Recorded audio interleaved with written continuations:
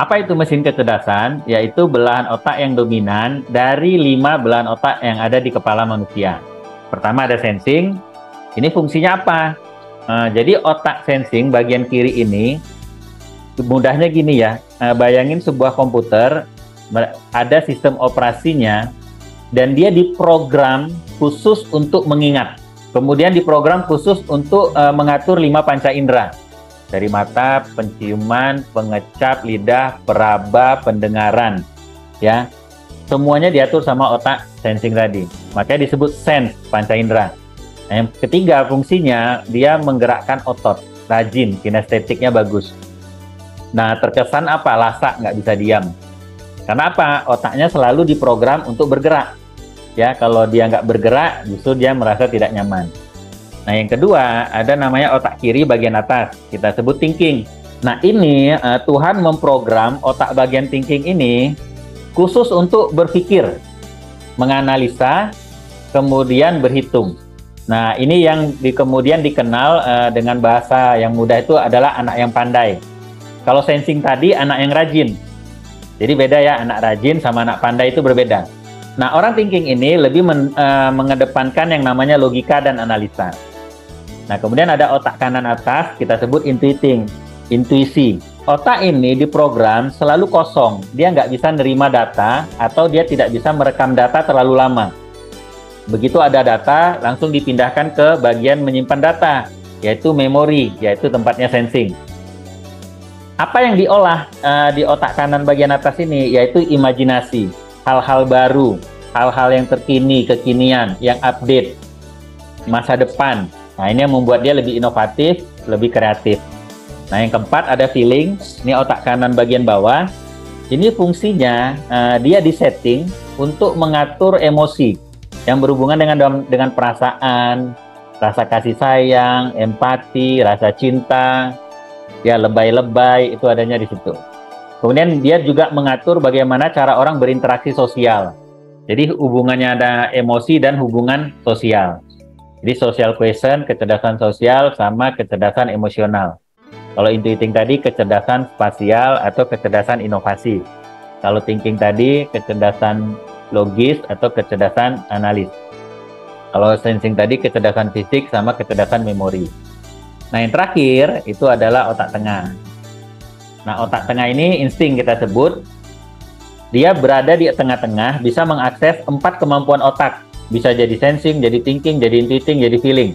Tapi dia setengah-setengah. Nah, itu membuat dia serba bisa. Nah, kelima otak ini, lima-limanya ada, tapi Stephen meyakini 1 dari 5 ini menjadi pemimpinnya, menjadi presidennya, menjadi imamnya. Maka tugas kita sebagai orang tua sebenarnya adalah nggak usah fokus membuat kelima otak ini menjadi hebat. Ini yang dilakukan orang selama ini. Kita fokus menghebatkan yang 1 itu aja. Salah 1 dari 5 ini. Apa hasilnya? Itulah yang kita fokuskan. Kita jadikan dia hebat. Abaikan yang lain. Nggak usah hiraukan yang lain. Kalaupun orang bilangnya negatif, abaikan aja. Anda fokus menghebatkan yang 1 tadi. Nah, bagaimana cara mencari tahunya? Dari 5 otak ini mana yang jadi mesin kecerdasannya? Itu dengan tes sidik jari Stephen Brain. Nah, teman-teman nanti di-scan sidik jarinya 10-10, dimasukkan ke dalam aplikasi kita, lalu nanti 5 menit keluar hasilnya. Nah, hasilnya 9, ya, 1 dari 9. Nah, atau 1 dari 5 mesin kecerdasan. Nah, karena tadi kita analoginya sebuah mesin, nah teman-teman coba lihat di layar, ini banyak banget mesin. Ya, ada mesin mobil, truk, ada motorcycle, ya, ada sedan, ada pickup, ada public transportasi. Ini semuanya mesin. Nah, beda jenis mesinnya, maka yang menciptakan mesin itu, ya bayangin aja orang yang menciptakan mesin ini tadi, dia akan menciptakan mesin sesuai dengan peruntukannya. Dia menciptakan mesin bus, maka peruntukannya apa? Membawa banyak orang. Ya, kalau pickup, mungkin dia bisa bawa barang. Ya, truk yang lebih besar, dia bisa bawa barang yang lebih besar. Pasti ada tujuannya, kenapa mesin itu didesain sedemikian rupa. Nah, kita itu cukup mengenali aja jenis mesinnya. Kemudian cari tahu ini peruntukannya untuk apa gitu. Nah, maka kita manfaatkan aja sesuai dengan peruntukan mesin tadi. menjadi masalah ketika kita dikasih mesin pickup di rumah. Anaknya jenisnya mesin pickup, tapi orang tuanya pengen anaknya bisa balapan seperti Formula One. Atau ada lagi anaknya dikasih Formula One, mesin Formula One, tapi orang tuanya pengen anaknya bermanfaat untuk banyak orang. Kamu harus bisa bawa banyak orang, seperti bus, seperti Damri, atau seperti kereta api. Jangan egois dong. Nih, kalau Formula One kamu cuma egois, maunya menang sendiri, cepat sendiri gitu. Gak ada gunanya kan gitu tuh. Padahal dia udah bagus tuh sebagai Formula One yang kecepatannya yang lebih diandalkan. Bayangin kalau orang tua punya anak Formula One, tapi pengen dijadikannya bus. Anda kebayang nggak itu kalau dirakit bentuknya kayak apa gitu?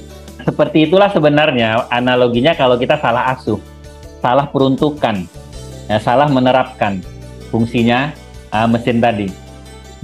Nah, ketika kita salah menerapkan fungsinya, maka bermasalahlah anak tadi. Nah, ketika dia bermasalah, itulah muncul keluar label, oh anak saya susah diatur. Nah, karena tidak sesuai dengan peruntukannya.